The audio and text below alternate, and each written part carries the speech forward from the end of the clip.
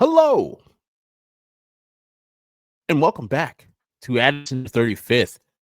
My name is Herb Lawrence. I'm your host for this show.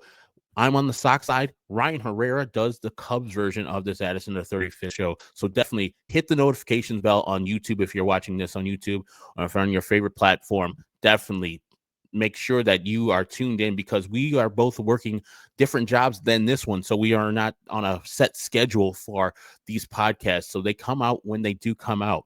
So you want to make sure that you're hitting the notifications bell to know when the latest Addison the 35th podcast is coming out, either on YouTube, your favorite podcast platform. And while you're at your favorite podcast platform, hit the 5 stars if you feel so moved to do that, and also leave a comment for us as it makes the algorithm see us a little bit more if there's more people who are leaving more comments and more reviews for us. And also tell a friend if you want to about Addison the 35th, either the Sox or the Cubs version. My name, like I said before, is Herb Lawrence. You can follow me on Twitter. It is at AcknerWall23. Acnerwall is my last name, Lawrence, spelled backwards. ECNERWAL 23 is for the greats. Robin Ventura. If you want to go to Blue Sky, it is herblawrence.bsky.social, or you can go to Instagram and follow me and my adventures over there. It is just my name, Herb Lawrence, on Instagram. On today's show, we will be discussing the San Diego Padres coming into town to face the Chicago White Sox. And if you've been listening and or watching me for any amount of time, you know I'm a fan of both of these teams. So I will discuss which team or teams I'll be rooting for this weekend in their matchup. And of course, it is the return tonight, Friday night, of Dylan Cease to guaranteed rate field. The first time he's been back here since he got traded to the San Diego Padres last off season. So it'll be great to see the White Sox and their fans give him a nice ovation and maybe a video tribute this weekend for a guy who put it on the line for the White Sox and was pretty good for them during his tenure here. Also, in our main course, we'll be having a discussion about John Schriffen and the article written by Jeff Agrest from the Chicago Sun-Times about John Schriffen and how Jeff Agrest, wants John Schriffen to no longer be the Chicago White Sox play-by-play. And I vehemently disagree with Jeff Agrest's opinion there. But first, this information that I'm about to share with you can all be found and also spoke about in a much more entertaining and informational phase and way by the folks at Future Sox. If you guys didn't know, this show, Addison the 35th, is a Just Baseball Media production. Same thing for Future Sox. Future Sox is under the umbrella of Just Baseball. It just got acquired about 2 months ago. The guys over there, James Fox, Ian Eskridge, our own head of operations here at Just Baseball, also works at Future Sox. His name, Elijah Evans. He's been on this show multiple times. He's a good resource. You can go to Danny Miller or Dylan Barnes. So many people. The guy on the ground, boots on the ground of Jeff Cohen down there in North Carolina. 100% of the time, they will get you the answer that they believe is right. They know a lot about the Chicago White Sox, both the parent club and the minor league organization and what they're doing internationally too, because the White Sox had some news about their international scouting this week, about their expansion into the Asian market, more specifically Japan into Korea. And I'm sure the guys at Future Sox have extensive coverage of that and some knowledge that you guys would want to hear. By the way, the White Sox have only had 3 Japanese players on their team, Japanese-born players on their team in the history of their game. I think that's correct. If I'm wrong, definitely send me an email at addison235th at gmail.com. Addison235th at gmail.com. But 3 players, 2 you should know. They're on the championship team. The third one you might be stumped on because you've probably forgot about his one season here. I'll give you 3 seconds to say it out loud to your speaker right now. 3, 2, 1. Did you say Shingo Takatsu? Okay. Did you say Tadahito Oguchi? And the third one, did you say Kosuke Fukudeme? Yeah, I think he was here in 2012 after his Cubs career. Kosuke Fukudome. So 3, that's it. So it's a good thing the White Sox are expanding their reach out there to that market because you could see the Dodgers, what they're doing with the Japanese market. I mean, the other teams doing stuff with the Korean market. I mean, Hassan Kim was a Padre last year. I think now he went to the Rays and then got traded by somebody. But there's a lot of good Korean players in the league too, and that's a good expansion of the White Sox resources, not to just be so focused on Cuba and the Dominican Republic, even though there's great players out of those spots too. Expand it to Venezuela, Colombia, anywhere anybody plays good baseball, you should have a scout there telling you about that player and seeing if that player would be a good fit for the White Sox organization. So, Future Sox and FutureSox.com, you should be being a fan of, being a member of, and consuming their product. And especially right now, as the Birmingham Barons are in the postseason again. And if you recall last year, Birmingham Barons won the Southern League Championship. Sergio Santos, the manager of that team, they won the Southern League, and they're back in the playoffs this year. And they're going against the Chattanooga Lookouts, who are a Cincinnati Red affiliate, AA affiliate, and now they are tied at a game apiece in their best of 3 series. And they will be playing the rubber match and the deciding match tonight versus the Chattanooga Lookouts. But last night they had Hagen Smith, their prized draft from the 2024 draft, number 1 pick in the 2024 draft, go out and shove. 5 innings of no-hit ball on 73 pitches. And like I said, go to Future Sox right now under the Just Baseball umbrella to get more information about what's going down in the White Sox minor leagues and the organization as a whole. But as for the parent club, last time I talked to you, I think the White Sox were coming off 11 games where they had won 9 of those 11 games. I had been in Minneapolis the day before the White Sox arrived there on Labor Day because I was in Minneapolis to watch the Padres versus the Twins because my wife had never seen Target Field, and we went to 2 games that weekend. Loved the experience. It was great. We saw a night game and we saw a day game, just like we did in San Francisco. I think that gives you a nice blend as far as me going to these ballparks and ranking them. I've gone to 20 now, and so Target Field, I've gone back now for the second time. It was very, very low ranked initially because the experience was bad. I didn't have a good time. I didn't like the Twins. I still don't like the Twins. And so I ranked it really low. The food at that time wasn't good. But going back and seeing what Target Field's all about now, having a night experience of that stadium and then having the day experience, I think is the way I should be doing these ballpark reviews. I did that at Oracle Park. I've done that at Pittsburgh. I've done that at Target Field, Detroit, et cetera, et cetera. I only have 10 to go. And I think, let's see, the 2 Florida ballparks, Washington, D.C., Philadelphia, Boston, the 2 Texas ballparks, the 2 L.A. ballparks, whatever Sacramento's going to be at eventually. And I think that's it, right? Because I pretty much have been to every other ballpark in the major leagues. And Courtney has only been to 14. And unfortunately, I got to go back to San Diego and watch a game there at Petco Park. Oh, no. Poor me. Woe is me. No, not me. Got to go back to New York and go to Citi Field. No, I hate that place. No, I don't. That's great. And Yankee Stadium because she hasn't seen that one. And let's see the other 3 I got to go back to because Courtney has not been to Seattle. I got to go back up there. She has never been to the great Emerald City up there and watch a ball game at Target Field. I mean, at T-Mobile Park. And in fairness to T-Mobile Park, I went up there initially and it was not that great. Roof was closed. It was just one day. I judged the ballpark on that one day. The next time I go, and if we're there for a weekend, I will go to multiple games. Hopefully a game at night where the roof is open and a game during the day where the roof is open. And I give a fair assessment of what this ballpark is all about. And there's a couple more ballparks that I'm not thinking of that Courtney has not been to and that I have and I got to go back to. But yeah, I'm excited about seeing all these ballparks. But getting back to my main point after I went off that tangent, the White Sox showed up the next day after I left Minneapolis on Labor Day and swept the Twins.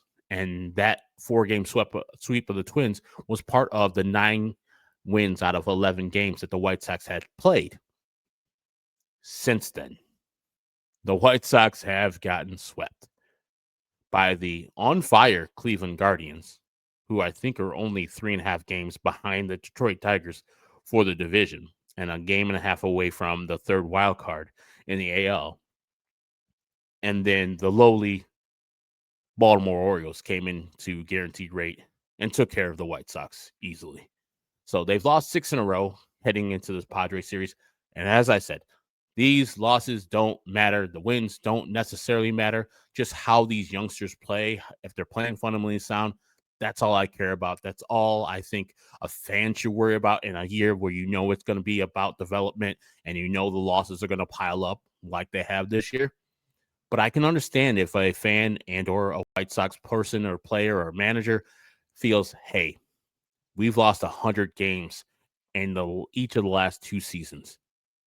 I don't want to lose 100 games anymore for the third time in this in a row. And I think for the first time in franchise history of a 300 loss season, for the White Sox to avoid that in their last 9 games, they currently are 57-96. So the White Sox would have to only lose 3 of those games. So 6-3 versus 2 teams that are battling for playoff spots.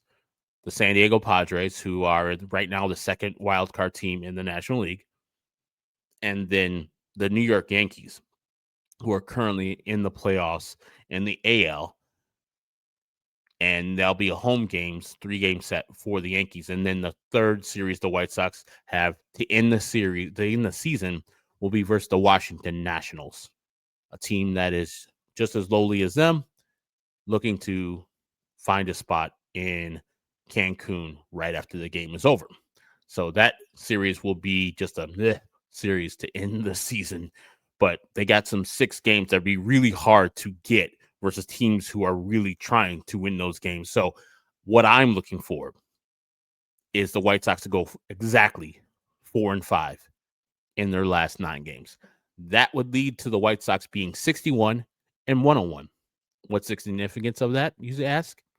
The significance is the White Sox in 2022 went 81-81.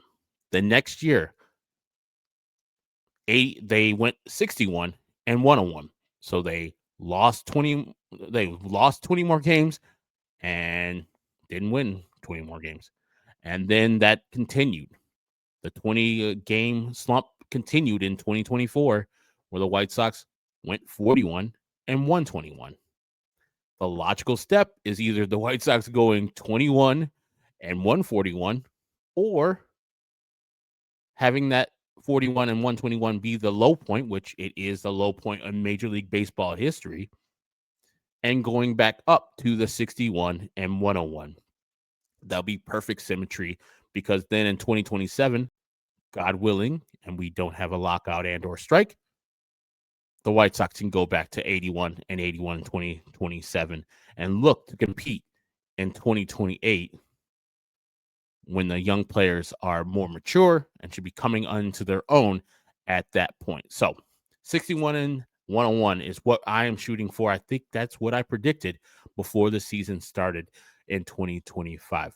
But now going from a White Sox team that isn't playing great baseball to an article about that team and its play-by-play man that I felt was unfair.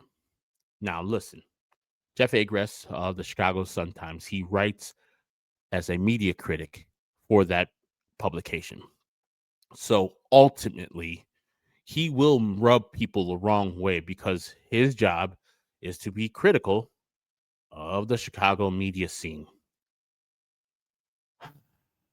He has been unfair to people I like and I enjoy, but I understand his job. Let me say that out first. I understand what he has to do, what his bosses want him to do, and guaranteed there were more clicks on JF Agress's story about John Schriffen yesterday on ChicagoSunTimes.com, and then people picked up that paper more than they usually do on Friday morning because it was the cover story on the back page for the Chicago Sun-Times. More people picked up that paper and more people clicked on that article than would have done it if they're doing a puff piece on John Schriffen or a puff piece on Boog Shambi or Adam Amin. Name your play-by-play announcer. Negativity sells.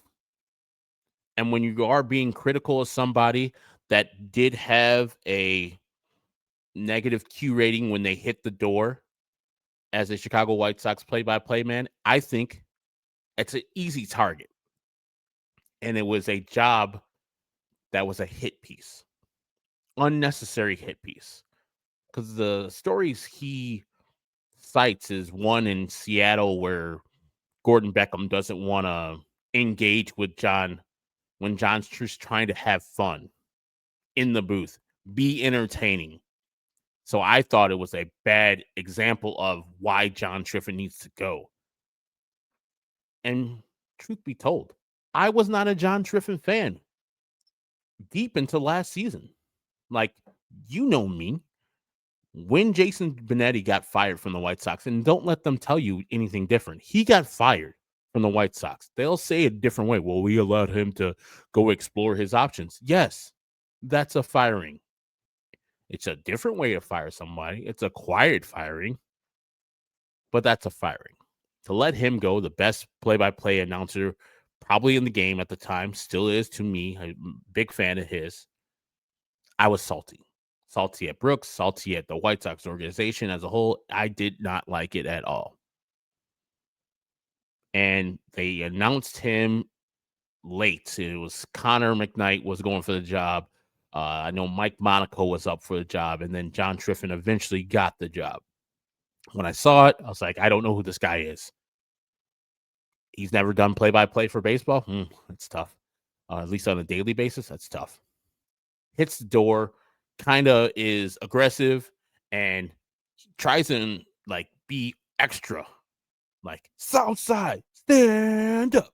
Those stuff, to me, it was forced, but that's how he was feeling. And I've never done play-by-play before. Of course I haven't. And so I don't know the standards of that job and what you need to do and what the cadence is. But I felt that I know I've come from Hawk Harrelson, who is not necessarily a broadcaster that you would want to teach other broadcasters to be. He was just his own guy. And I loved his broadcasts because they're unique. He was a homer. He did his thing with the Southern drawl and would be emotionally moved by what the White Sox were doing on the field. And I think that really had an effect on White Sox and myself. I'll speak for myself as a White Sox fan. And listening or watching the games, when I did watch the games, because I was also a fan of Ed Farmer and John Rooney, Ed Farmer and Steve Stone for a little bit, Ed Farmer, Chris Singleton, and now Ed Farmer, or then Ed Farmer and Darren Jackson, because Ed has passed away as of 2020, I think 2020. And I miss him every day because he was great. I loved Ed Farmer. But like, you go from that, Hawk Harrelson, to Minetti, and Jason had to getting into the broadcast because he's not Hawk Harrelson. He's not what is now a Hall of Fame broadcaster, which Hawk Harrelson left that legacy for. And so people are like, I'm used to put it on the board. Yes, I'm used to grab some bench type of thing, can of corn. Stuff I still say to this day while I'm watching the game. Get up, stretch. Stretch, he looks up. Yes, all the time. Jason wasn't that. Jason was a technically trained play-by-play announcer from Syracuse University, the mecca of sports broadcast journalism. Did the game by the book, had fun doing the game, but he was as juxtaposed to Hawk as you can be. Hawk wasn't doing the resets. Hawk wasn't doing all the stuff you do by the book, resetting, saying the score, saying the count, all those things like that. I know it's TV, so you don't have to do that as much as radio, but I think I felt that Jason's broadcast was more buttoned down, but also we had a good time, and he allowed his co-host, and that's what I call him. This is an entertainment product. His co-host, Steve Stone, and he would set him up after a while. Like they would have a really nice time together, enjoying each other's company. You felt that way. You felt the chemistry between those two, especially the last couple of years between those two, and singing the song, the nationwide song, and having a good time broadcasting Chicago White Sox baseball. And it didn't hurt that 2022 or 2020 and 2021 were good seasons. Now 2022 sucked and 2023 sucked. So maybe those last couple of years weighing on Jason, and also the White Sox brass and Brooks Boyer and Jerry Reinsdorf kind of souring on him. They kind of took how the White Sox whole rebuild and reached to the top, and then the precipitous fall off kind of took it out on Jason Benetti. Fired him. You bring in John. He does his thing. I didn't like it. Does the Bill Veeck thing. I was like, oh, God, why don't they tell him what the person's name is? He is not a Chicagoan. He does not like the White Sox growing up. And that's another thing that I didn't like about John. Like, I was used to my play-by-play announcers, if they didn't play for the White Sox or if they didn't grow up as White Sox, at least now you're a White Sox employee, know everything about the White Sox, be a fan of the team. Not necessarily like it had to be done like that, but I had grown up with that. Hawk Harrelson is the biggest fan of the White Sox as anybody. And Jason Benetti grew up as a White Sox fan. So I was used to that. That was my speed. Same thing with Ed Farmer. He grew up being a White Sox fan on the South Side, played for the White Sox, was an all-star, and then became a White Sox radio color analyst and then play-by-play man. So I'm used to that type of broadcast where the play-by-play man is just as big a fan of the White Sox as you are, knows the history, knows the pain that you've been through. And I felt kind of like how the Cubs brought in Boog Sciambi. I'm sure Boog Sciambi's a great guy and a professional broadcaster that everybody loves. But Boog Sciambi, to me, when I'm watching a Cubs game, it feels like he is a mercenary, a paid mercenary. He likes the Cubs because they sign his checks, but I don't feel like he is a Cub fan. You know what I mean? Harry Carey was a Cub fan. And I don't know Lynn Casper's growing up. I think he grew up in Detroit, so he's more of a Detroit Ernie Harwell guy. But you could not tell me that Lynn Casper during his Cubs days was not a fan of the team and didn't show that on the microphone every time a Cub hit a home run. And same thing he does now for the White Sox on the radio. Either he fakes it till he makes it, or he genuinely is a fan of the team now. John, I can feel that he is a fan of the team. And he's a fan of the fans, too. That's another reason why I'm pushing back against Jeff Agress's hit piece, is because there's nobody, and I do mean nobody, that I've seen in this town that ingratiates himself with the fans more than John Schriffen. This stuff isn't needed. Like, your broadcasts speak for themselves pretty much, and people will tell you yay or nay what they like and what they don't. And that's how I felt. I would say stuff on Twitter to that effect. But John made it a point, and I don't know if this is a directive or a suggestion by somebody at the White Sox, but John made it a point to go out to the tailgates that were thrown by Chicago sports bums in 108, Sox machine, etc., etc. Press hands, say hello, meet the people who are at the ballpark. This is the way, because you know what you get. You get genuine conversation. And I know in this era of internet, and I'm part of it too. I talk my trash on the internet, but you talk your trash on the internet because it's harmless. You say the words, you send the vitriol out because you're in your living room, you're on the train on the way to work, and you're like, "Ah, I can exact my pound of flesh on this guy quickly. It'll hit, and I'll have no pushback. And if I do have pushback, it'll only be on this platform, this internet platform, which I could ignore. He won't be confronting me." And that's the difference. John knew there were people out there talking smack about him, myself included. And he would seek me out, seek fans out who didn't have podcast platforms, not just the 108, not just the Chicago Sports Bums, but all the fans.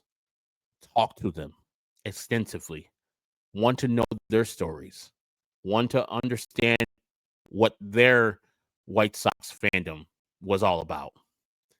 That is how you build some community.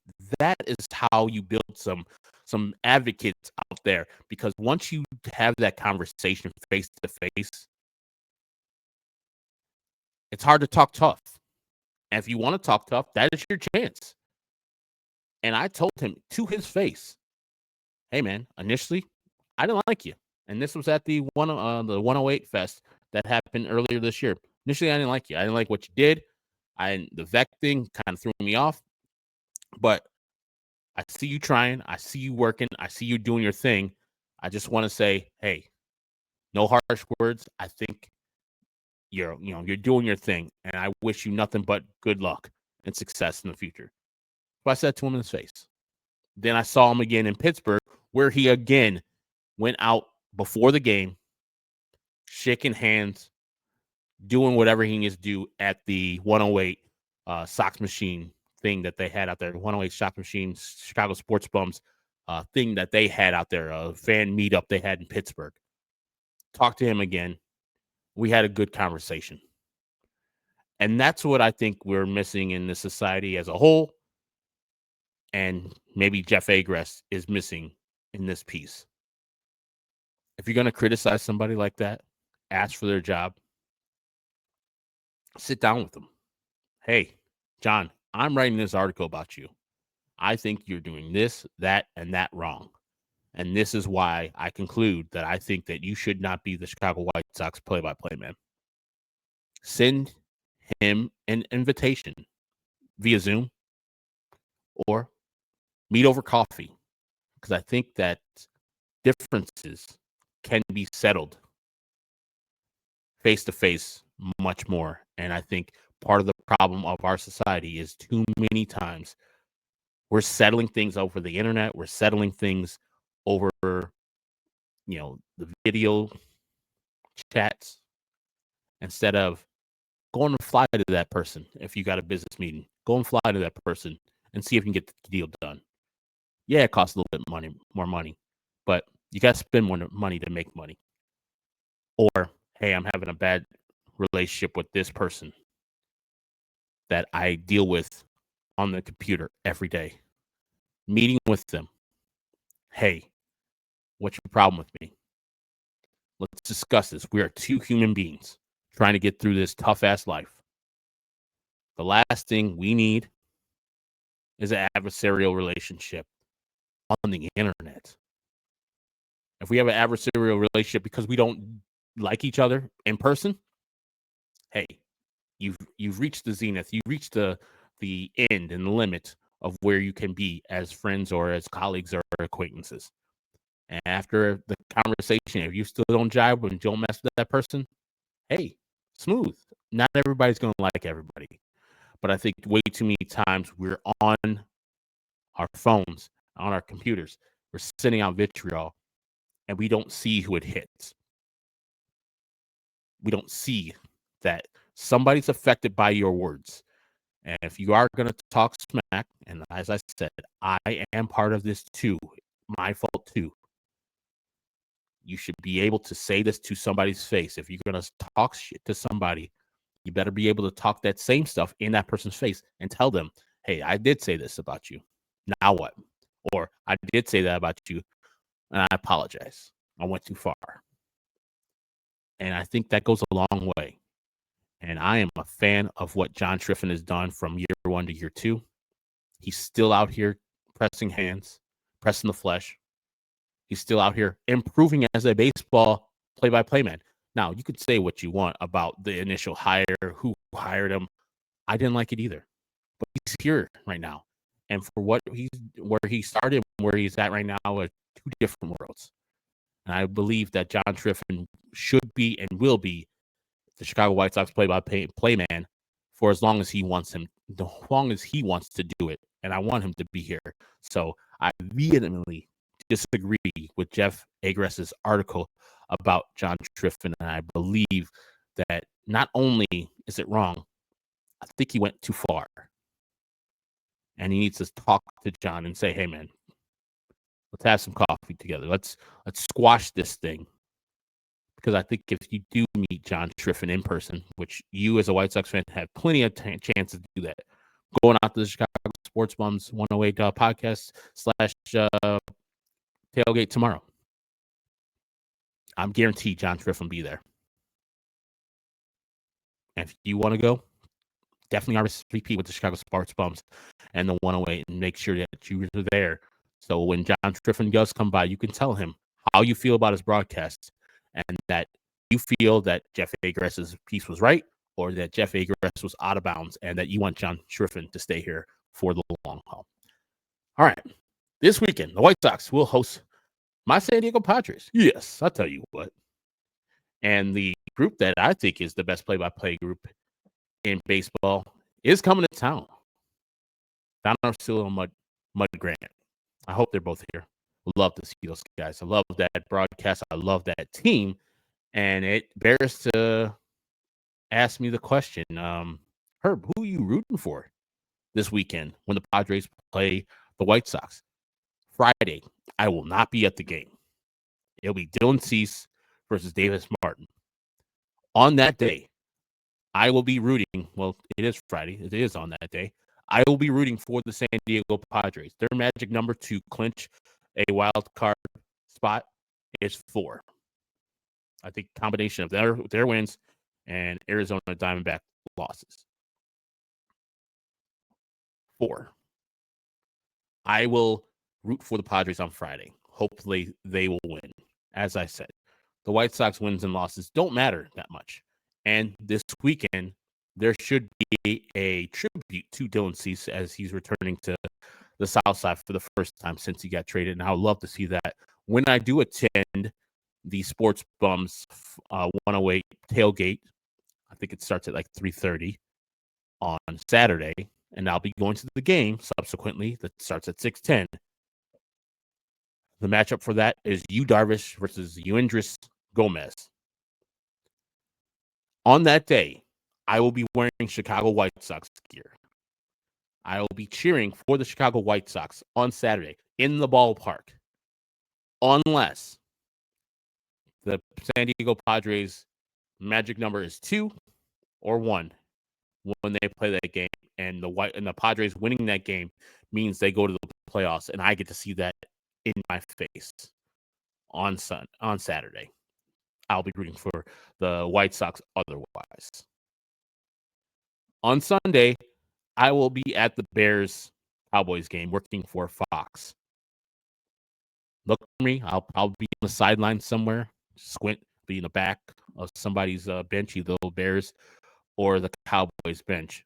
Look for me there. But the White Sox played earlier in the day versus the San Diego Padres. I believe it's the 2 starting pitchers for each team, respectively. Michael King for the Padres. There's 2 starting opening day starters for each team. Michael King for the San Diego Padres, and the guy who opened up for the White Sox this year on their home opener, Sean Burke, will closeout for the White Sox in their last home game of the year, Sean Burke. And on that day, I'll be too busy doing pregame stuff for the broadcast that I will not be paying attention to the White Sox Padres game on Sunday. But if the Padres have that all wrapped up, I don't want the White Sox to lose 9 in a row. As I said, they need to go 4-5 in the last 9. And going to New York the next series is not a recipe to winning more games. It's a recipe to lose more games. So if the White Sox had already lost the first 2 games, Friday and Saturday, on Sunday, in my head, I will be rooting for the Chicago White Sox. So this weekend will be a great weekend to go out to the ballpark, say goodbye to this exciting 2025 team. I hope to see you tomorrow at the Sports Bums 108 tailgate.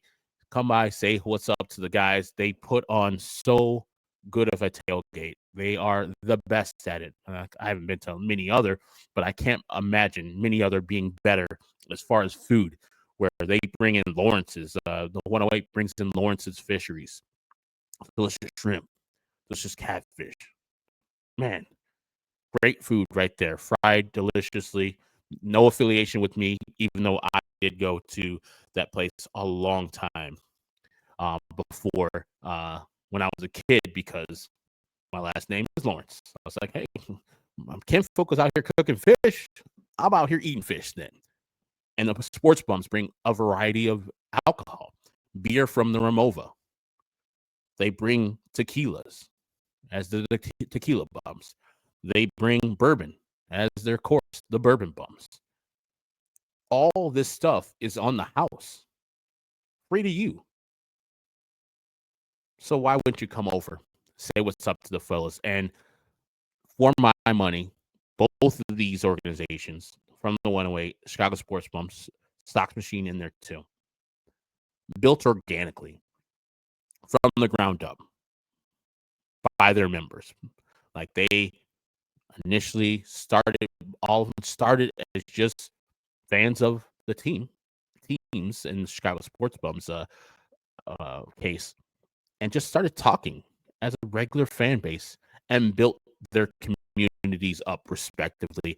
And now they have all come together to build a bigger community as a whole. And it's nothing but love. That's what we need in the world. As I told you before, when you get in people's faces, you press the flesh, you see eye to eye, realize that we're not that different from each other. All that bluster on the internet, all that vitriol goes away. And if it doesn't, it's the perfect way to settle it. I'm not an advocate for fighting, but it's better than all the rest of the nonsense violence that's been happening. That's what we used to do when we were kids. If we had a beef with somebody, fisticuffs were thrown.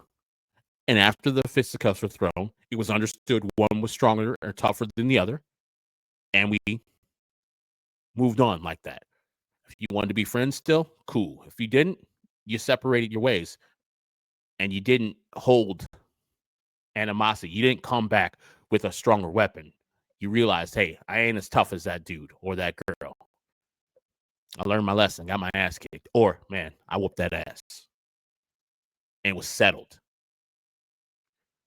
Nowadays, it's just too much nonsense going on. And you guys know what I'm talking about. So that's why I love going out to these tailgates, because you get to meet people, get to talk to people, get to have conversations about things that you like, common interests, the Chicago White Sox. You get to drink delicious beer from the Ramova. You get to sample some bourbon that you probably never would otherwise. And you got people there who know what they're talking about. So I just enjoy my time when I get to spend with the Chicago Sports Bums on their tailgates in the 108, hooking it up here. And, of course, Sox Machine and all the good Chicago White Sox podcasts out there. And I hope to see you out there tomorrow, Saturday, September 20th, at the Chicago Sports Bum 108 podcast. So that'll wrap it up for me. My name is Herb Lawrence. I'm the host of this very show. It is the Addison of 35th Sox version of the show. The White Sox are going to be taking on the Padres this weekend. I hope to see you out there on Saturday night at rate field. So for Ryan Herrera, who does our Cubs version of Addison 35th, this is Herb Lawrence saying goodbye.